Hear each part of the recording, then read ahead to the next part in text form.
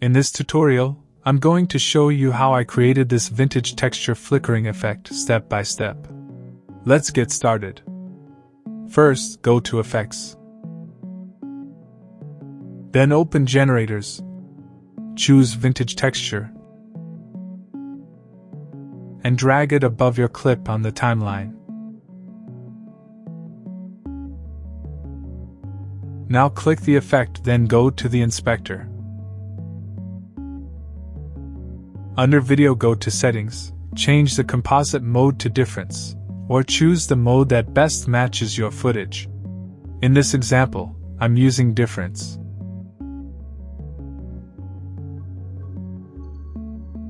Next, duplicate your vintage texture by holding Alt and dragging it upward to create a copy.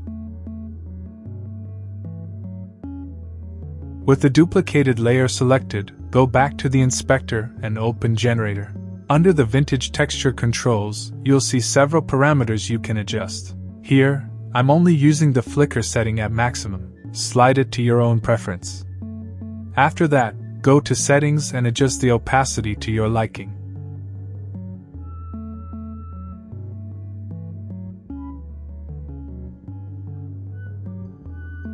Now for the final part of the effect, I'm creating a choppy, jumpy playback.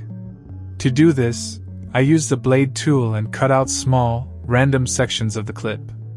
Then I delete those tiny pieces.